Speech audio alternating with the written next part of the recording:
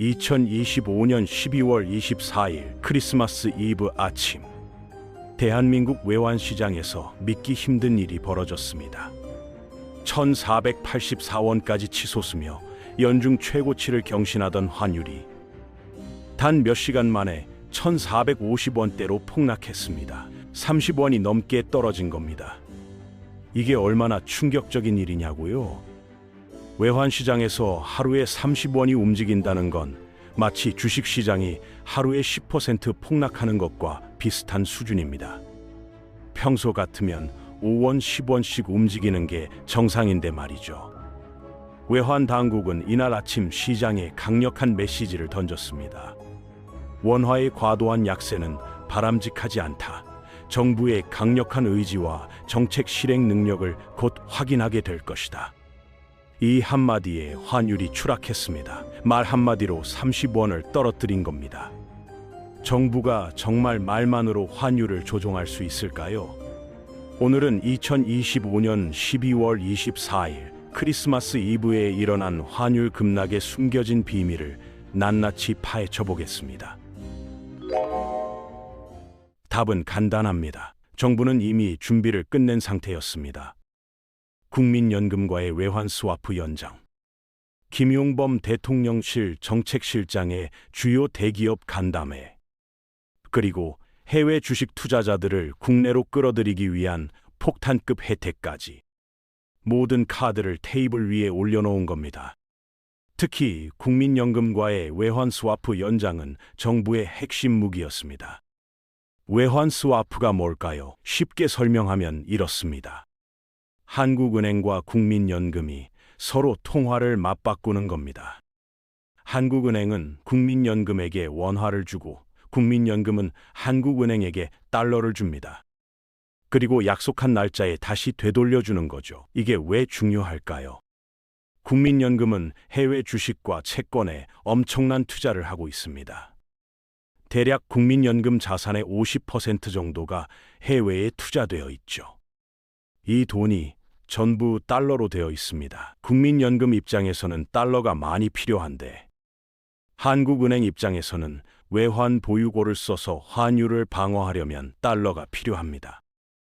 그러니 서로 필요한 걸 맞바꾸는 겁니다. 한국은행이 국민연금한테 원화를 주면 국민연금은 보유하고 있던 달러를 한국은행에 줍니다. 한국은행은 이 달러를 시장에 팔아서 환율을 낮춥니다.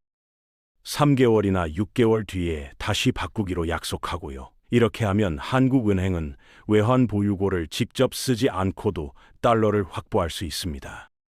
국민연금의 달러를 빌려 쓰는 거죠.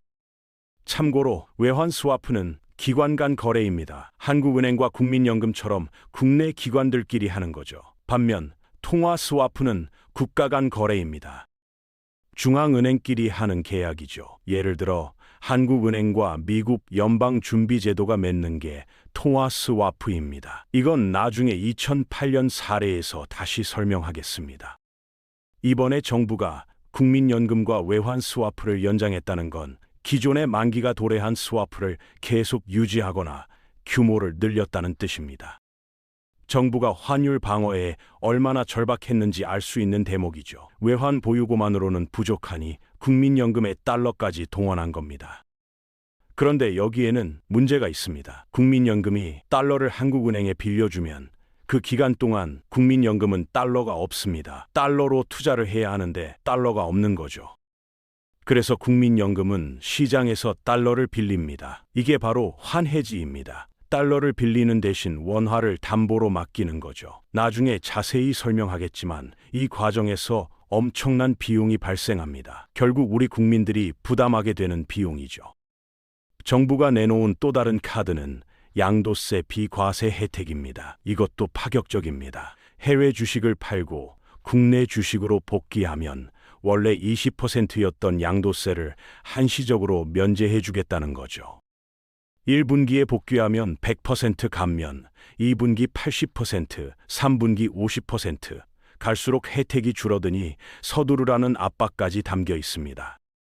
기획재정부는 개인 해외 투자자 비중이 2020년 이전에는 10% 미만이었는데 현재는 30%를 넘어섰다며 국내 주식 복귀를 지원해 외환시장 안정과 자본시장 활성화를 동시에 도모하겠다고 밝혔습니다. 그럴듯하게 들리죠? 하지만 여기에는 더 큰 이유가 숨어 있습니다. 정부가 왜 이렇게 필사적으로 환율을 잡으려고 할까요? 단순히 환율이 오르는 게 싫어서? 아닙니다. 12월 30일과 31일, 이 이틀이 정부에게는 1년 중 가장 중요한 날입니다. 우리나라 기업들과 금융회사들의 회계 결산이 이 마지막 종가를 기준으로 이루어지기 때문이죠. 정부 통계도 마찬가지입니다. 환율이 1,550원으로 끝나느냐, 1,400원으로 끝나느냐에 따라 장부상 숫자가 완전히 달라집니다. 실제로는 아무것도 변한 게 없는데 말이죠. 우리나라 기업들이 빌린 달러 부채, 그 규모가 얼마나 될까요? 천문학적입니다. 특히 최근 미국 투자 붐을 타고 달러로 돈을 빌린 기업들이 엄청나게 많아졌습니다. 삼성전자, SK하이닉스 같은 대기업들이 미국에 반도체 공장을 짓는다고 하죠. 그 돈을 상당 부분 달러로 빌렸습니다. 이 부채를 원화로 환산할 때 연말 종가를 씁니다. 이게 회계 규정입니다. 환율이 1,550원이면 1조 달러 부채가 1,550조 원이 되는데 1,400원으로 떨어지면 1,400조 원이 됩니다. 150조 원 차이죠. 장부상으로 부채가 10% 줄어드는 마법이 일어나는 겁니다. 실제로는 빚이 그대로인데 회계장부에는 빚이 줄어든 것처럼 보이는 거죠. 은행들은 더 심각합니다. BIS 비율이라는 게 있습니다. 이건 뱅크포, 인터내셔널 세틀먼트, 국제결제은행이 정한 은행 건전성 지표입니다. 은행이 얼마나 건전한지 보여주는 핵심 지표인데 이 비율이 일정 수준 이하로 떨어지면 은행이 위험하다고 판단됩니다. 환율이 올라가면 이 BIS 비율이 뚝 떨어집니다. 은행들이 보유한 달러 자산의 위험 가중치가 커지기 때문이죠. 연말에 환율을 잡아주면 은행들이 건전한 척할 수 있습니다. 일종의 화장입니다. 국가 차원에서도 엄청난 차이가 납니다. 우리나라 외채를 원화로 환산한 규모도 연말 환율로 계산합니다. 재미있는 건 GDP는 연평균 환율을 쓰는데 외채는 연말 환율을 쓴다는 겁니다. 환율이 높으면 우리나라 외채 규모가 원화로 환산했을 때 눈덩이처럼 불어납니다. 예를 들어 우리나라 외채가 7천억 달러라고 해봅시다. 환율이 1,550원이면 1,085조 원이 되는데 1,400원이면 980조 원이 됩니다. 105조 원 차이죠. GDP는 똑같은데 외채는 105조 원 줄어든 것처럼 보입니다. GDP 대비 채무 비율이 낮아져 보이는 거죠. 국제 신용평가사들이 국가 신용등급을 매길 때 이 비율을 봅니다. 이 숫자 장난이 결국 우리나라가 해외에서 돈을 빌릴 때 이자율에 영향을 미칩니다. 그러니 정부 입장에서는 엄청나게 중요한 겁니다. 그럼 정부가 어떻게 환율을 잡았는지 그 비밀을 파헤쳐 보겠습니다. 사실 정부는 이미 며칠 전부터 신호를 보내고 있었습니다. 12월 22일과 23일 이틀 동안 환율 차트를 보면 정말 특이한 모양이 나타납니다. 톱니바퀴처럼 위아래로 격하게 움직이는 패턴이죠. 급등했다가 급락하고 또 급등했다가 급락하고 마치 부정맥 환자의 심전도 같습니다. 이게 정부와 시장의 전쟁입니다. 시장은 환율을 올리려고 하고 정부는 막으려고 합니다. 외환시장에는 엄청난 돈이 움직입니다. 하루에 수십억 달러가 거래되죠. 환율이 1,485원으로 올라가려고 하면 정부가 달러를 팔아서 1,480원으로 내립니다. 그러면 시장이 다시 달러를 사서 1,485원으로 올립니다. 정부가 또 막습니다. 이게 반복되는 겁니다. 여기서 중요한 건 이 톱니가 계속 유지됐다는 겁니다. 정부가 한 발짝도 물러서지 않았다는 뜻이죠. 영화 반지의 제왕에서 간달프가 발록 앞을 막으며 유수 낫 패스라고 외치는 장면 기억하시죠? 정부가 똑같은 메시지를 시장에 보낸 겁니다. 1,485원은 절대 못 넘어. 그런데 이 톱니 차트에는 또 다른 비밀이 숨어 있습니다. 정부는 이걸 통해서 시장의 힘을 측정하고 있었던 겁니다. 환율을 올리려는 세력이 얼마나 강한지, 그들을 막으려면 달러가 얼마나 필요한지, 마치 적군의 병력을 파악하는 정찰전 같은 거죠. 정부가 1억 달러를 팔았을 때 환율이 얼마나 내려갔는지, 2억 달러를 팔면 어떻게 되는지 테스트하는 겁니다. 이 정보를 바탕으로 정부는 연말 종가 관리에 필요한 달러 물량을 계산했고, 그만큼 확보한 다음 12월 24일에 폭탄을 터뜨린 겁니다. 결과는 대성공입니다. 1,485원이었던 방어선이 1,460원으로 내려왔습니다. 25원이나 낮아진 거죠. 정부는 이제 1,460원을 새로운 마지노선으로 삼았습니다. 환율이 1,460원에 가까워지자 바로 개입했고, 시장이 계속 1,460원을 테스트하면 정부는 계속 막아냈습니다. 연말까지 1,460원은 절대 안 뚫린다. 하지만 시장이 계속 도전한다는 건 정부의 힘을 의심하고 있다는 겁니다. 진짜 1,460원을 막을 수 있어? 외환 보유고가 얼마나 남았어? 얼마나 버틸 수 있어? 마치 권투 경기에서 상대방의 체력을 시험하는 것과 같습니다. 자, 여기서 잠깐 정리해 보겠습니다. 지금까지 우리가 본 건 이겁니다. 정부는 12월 24일 환율을 30원 넘게 떨어뜨리는데 성공했습니다. 어떻게요?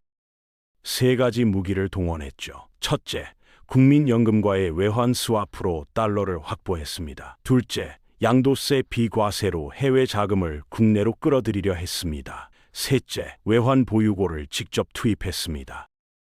이 모든 게 12월 말 종가 관리를 위해서였죠. 왜냐? 연말 환율에 따라 기업 부채, 은행 건전성, 국가 외채 규모가 장부상으로 달라지니까요. 자, 그럼 이제 진짜 중요한 질문으로 넘어가겠습니다. 그렇다면 1월에는 환율이 어떻게 될까요? 많은 분들이 걱정하시죠. 정부가 12월에 힘을 다 써버려서 1월부터 환율이 폭등하는 거 아니냐고요. 정부도 이 걱정을 알고 있었고 계산을 했습니다. 2월 초에는 환율이 내려가는 요인들이 몇 가지 있습니다. 첫째, 정부가 방금 큰 힘을 보여줬으니까 당장 환율 상승에 베팅하기가 쉽지 않습니다. 정부 눈치를 볼 수밖에 없죠. 둘째, 수출 대금이 들어옵니다. 우리나라 수출 대기업들이 연말에 수출한 물건값이 1월과 2월에 달러로 들어오는데 기업들이 이걸 원화로 바꿉니다. 직원들 월급도 줘야 하고 협력업체에도 대금을 지불해야 하고 세금도 내야 하니까요. 달러 공급이 늘어나는 겁니다. 셋째, 해외 지사에서 본사로 송금하는 달러도 1월에 많습니다. 우리나라 대기업들은 전 세계에 지사를 두고 있죠. 삼성전자는 미국, 유럽, 중국, 동남아 등 곳곳에 법인이 있습니다. 이 해외 법인들이 번 돈 중 일부를 본사로 보내는데 특히 연말 결산이 끝나고 1월에 본사로 송금하는 경우가 많습니다. 넷째, 미국에 투자하는 기업들이 많아진다고 해도 한국 본사 직원들 월급은 원화로 줘야 하고 한국 협력업체들한테 부품값도 원화로 줘야 합니다. 이런 환전 수요가 1월 초에 환율을 안정시키는 요인입니다. 정부는 이런 점을 염두에 두고 12월 말에 종가 관리를 감행한 거죠. 어차피 1월 초는 환율이 안정될 가능성이 높으니 12월에 힘을 좀 써도 괜찮다는 계산이었습니다. 하지만 문제는 1월 중순이 지나고 하순이 되고 2월로 접어들면서 시작됩니다. 정부의 탄약은 이미 상당히 소진됐습니다. 외환 보유고는 무한정이 아니니까요. 역사를 보면 답이 나옵니다. 1997년 외환 위기 때 환율이 800원에서 1968원으로 폭등했습니다. 2배가 넘게 뛴 거죠. 정부가 외환 보유고를 무계획적으로 쏟아부었다가 결국 바닥이 났고 돈이 떨어지니까 더 이상 환율을 막을 수가 없었습니다. 국가부도 직전까지 갔죠. IMF가 와야 했습니다. 지금은 그때와 다를까요? 다행히 1997년 같은 급성 위기는 아닙니다. 우리 국민들의 달러 보유액도 엄청나게 늘었고 기업들도 달러를 많이 갖고 있습니다. 국가 전체가 무너질 가능성은 거의 없습니다. 하지만 2008년 글로벌 금융위기 때는 달랐습니다. 그때 환율이 1,000원에서 1,570원까지 급등했죠. 정부가 계속 개입했지만 막을 수 없었고 결국 미국과 통화 스와프를 맺고 나서야 간신히 1,570원에서 멈췄습니다. 여기서 말하는 통화 스와프는 앞서 설명한 국민연금과의 외환 스와프와는 다릅니다. 이건 국가 간 통화 스와프입니다. 중앙은행끼리 맺는 계약이죠. 2008년 당시 미국 연방준비제도가 한국은행과 통화 스와프 협정을 맺었습니다. 미국이 한국에게 필요하면 달러를 빌려줄 수 있다고 보증한 거죠. 실제로 돈을 빌려주지 않아도 그 약속 자체만으로 시장이 안심했습니다. 아, 한국은 달러가 떨어지지 않겠구나 하고 말이죠. 그래서 환율이 진정됐습니다. 급성 위기가 오면 정부도 못 막는다는 게 교훈입니다. 그런데 지금은 급성이 아니라 만성입니다. 환율이 갑자기 폭등하는 게 아니라 천천히 오르고 있죠. 단기적으로는 정부가 찍어 누를 수 있습니다. 12월 24일처럼 말이죠. 하지만 장기적으로는 더 나쁩니다. 뇌에 문제가 있는데 두통약만 먹으면 당장 통증은 사라지지만 뇌종양은 계속 자랍니다. 환율도 마찬가지입니다. 지금 외환 보유고로 찍어 누르는 건 두통약을 먹는 것과 같습니다. 증상만 완화시킬 뿐이죠. 근본 원인이 뭘까요? 여러 가지가 있지만 핵심은 세 가지입니다. 우선선 한국은행이 돈을 너무 많이 풀었습니다. 코로나 이후 경기를 살린다고 돈을 엄청나게 풀었는데 경기가 회복되어도 풀었던 돈을 회수하지 않았습니다. 시중에 돈이 너무 많으니까 원화 가치가 떨어지는 거죠. 두 번째, 금리를 미국보다 낮게 유지한 지 42개월째입니다. 42개월이요. 3년 반이 넘었습니다. 대한민국 역사상 최장 기간이죠. 우리나라가 미국보다 경제가 강합니까? 아니죠. 그런데 금리는 더 낮습니다. 금리가 낮으면 사람들이 원화를 빌려서 달러로 바꿉니다. 달러로 예금하면 이자를 더 많이 받으니까요. 이걸 캐리 트레이드라고 합니다. 이게 계속되면 원화는 팔리고 달러는 사지죠. 환율이 오를 수밖에 없습니다. 셋째, 정부가 과도한 적자 재정을 편성했습니다. 이건 보수 진보 문제가 아닙니다. 여러 정부가 모두 문제가 있었습니다. 현 정부는 지나친 감세를 단행했습니다. 법인세도 깎아주고 소득세도 깎아줬죠. 세수가 줄었습니다. 그런데 지출은 줄이지 않았습니다. 당연히 재정에 구멍이 뚫렸죠. 야당은 적극적인 재정 지출 확대를 주장합니다. 오해하지 마세요. 저는 AI 투자를 위한 재정 지출 확대에 찬성합니다. 크게 찬성합니다. 그래야 경제가 성장하고 원화가 강해집니다. 반도체 굴기, AI 굴기 하려면 돈을 써야죠. 하지만 돈을 쓰려면 세금도 걷어야 합니다. 재원의 절반은 최소한 세금으로 마련해야 합니다. 100조를 쓰려면 50조는 세금으로 걷어야 한다는 겁니다. 세금은 안 걷고 지출만 늘리면 재정 적자가 눈덩이처럼 불어납니다. 국가 빚이 늘어나면 국가 신용도가 떨어지고 환율이 오릅니다. 정부는 청년들의 해외 투자가 문제라고 합니다. 수출 기업들의 환전이 문제라고 합니다. 아닙니다. 이건 증상이지 원인이 아닙니다. 사람들이 왜 해외에 투자할까요? 국내 주식시장을 신뢰하지 못하기 때문입니다. 코스피는 10년 동안 제자리 걸음입니다. 미국 S&P 500은 3배 올랐는데 우리는 그대로죠. 당연히 미국 주식을 사겠죠. 이게 청년들 잘못입니까? 국내 증시가 경쟁력이 없는 게 문제죠.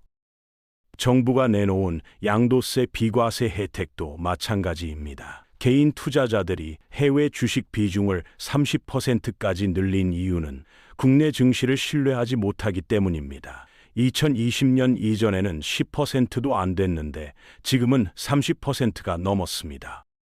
3배가 늘어난 거죠. 양도세를 깎아준다고 돌아올까요? 단기적으로는 일부 자금이 돌아올 수 있습니다. 세금 혜택이 크니까요. 하지만 코리아 디스카운트는 그대로인데, 재벌 총수 리스크는 그대로인데, 기업 지배구조 문제는 그대로인데, 배당 수익률은 여전히 낮은데, 주주 환원 정책은 개선되지 않는데 세금만 깎아준다고 투자자들이 계속 있을까요? 임시 방편일 뿐이죠. 결국 환율을 몇 달 막을 수는 있습니다. 12월에 막았고 아마 1월 초도 버틸 겁니다. 하지만 근본 원인을 방치하면 1월 말이나 2월에 다시 튀어오릅니다. 그러면 또 맞습니다. 외환 보유고를 또 씁니다. 이렇게 반복하다 보면 정부의 탄약이 떨어집니다. 외환 보유고가 바닥나는 겁니다. 그런데 가장 충격적인 사실이 남아 있습니다. 바로 국민연금입니다. 앞서 말씀드린 외환 스와프 기억하시죠? 한국은행이 국민연금한테 원화를 주고 달러를 받아서 환율 방어에 쓰는 거 말입니다. 좋은 일 같죠? 국민연금이 나서서 나라를 도왔다. 애국심 넘치는 일이다. 천만에요. 이건 공짜가 아닙니다. 엄청난 비용이 듭니다. 국민연금이 한국은행에 달러를 빌려주면 그 기간 동안 국민연금은 달러가 없습니다. 달러로 투자를 해야 하는데 달러가 없는 거죠. 그래서 국민연금은 시장에서 달러를 빌립니다. 이게 바로 환해지입니다. 쉽게 설명하면 이렇습니다. 3개월 환해지를 했다고 가정합시다. 국민연금이 지금 시장에서 달러를 빌리는 대신 원화를 담보로 맡깁니다. 3개월 뒤에 다시 바꾸는 거죠. 이 3개월 동안 국민연금은 달러를 빌렸으니 달러 이자를 냅니다. 원화를 빌려줬으니 원화 이자를 받습니다. 문제는 달러 금리가 훨씬 높다는 겁니다. 미국 금리가 4.5%인데 한국 금리는 3%입니다. 1.5% 차이죠. 금리 차이만큼 손해를 봅니다. 매달 손해를 보는 거죠. 자, 다시 한번 정리해 볼까요? 결국 한국은행은 외환 보유고를 아껴 쓰기 위해 국민연금의 달러를 빌려서 시장에 투입했고, 그 국민연금은 환해지를 하느라 매달 수백억 원의 손실을 보고 있다는 겁니다.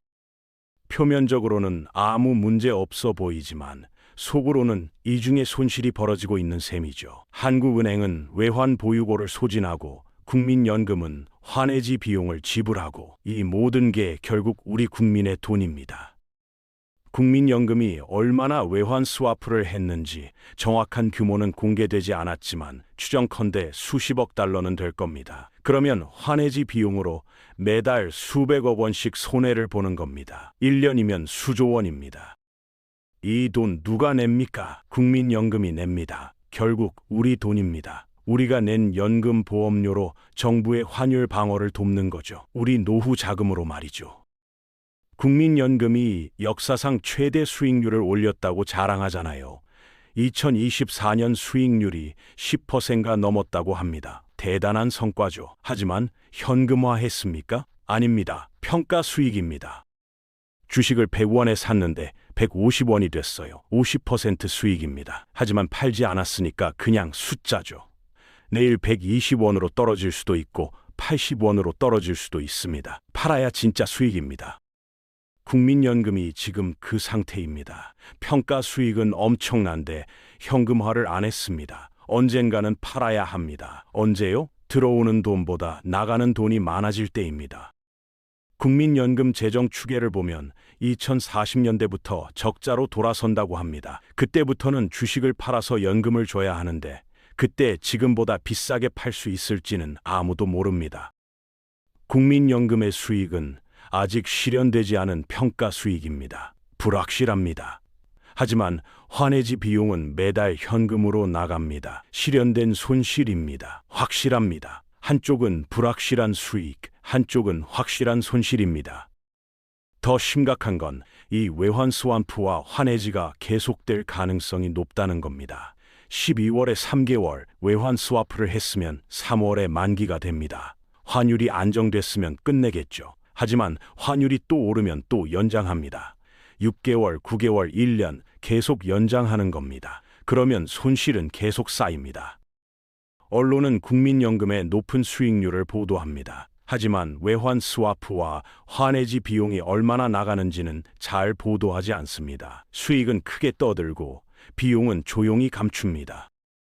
현금화하지 않은 평가 수익으로 국민연금의 성과를 측정하는 동안 외환 스와프를 통한 환율 방어와 그에 따른 환해지 비용이라는 실제 손실은 조용히 쌓여가고 있습니다.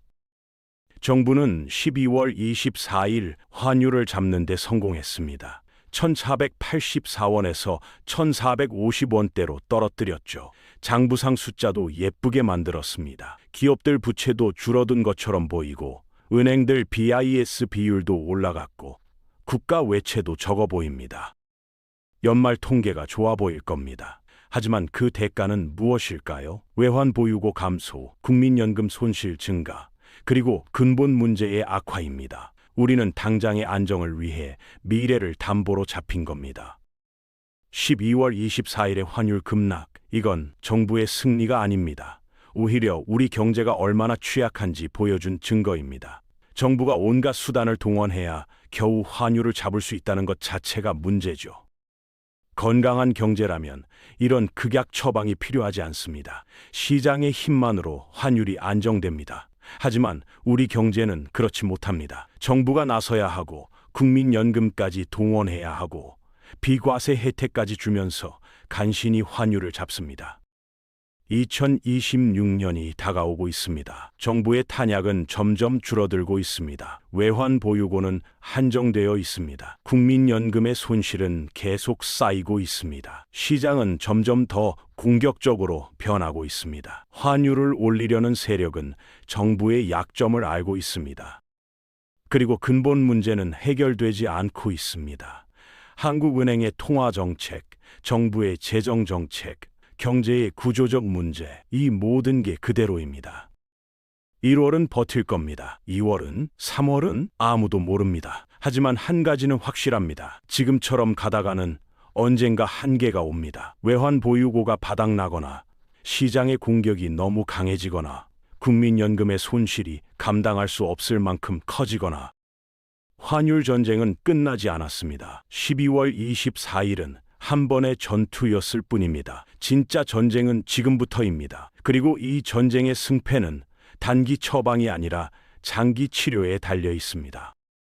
금리 정상화, 재정 건전성 회복, 경제 펀더멘털 강화, 이것들만이 진정한 해답입니다. 하지만 정부는 지금 증상 완화에만 집중하고 있습니다. 환율이 오르면 외환 보유고로 누르고 또 오르면 또 누릅니다. 우리에게 얼마나 시간이 남았을까요? 정부는 알고 있을까요? 탄약이 얼마나 남았는지, 언제까지 버틸 수 있는지, 그리고 우리는 준비가 되어 있습니까? 환율이 다시 급등했을 때, 정부가 막지 못했을 때, 그때를 대비하고 있습니까?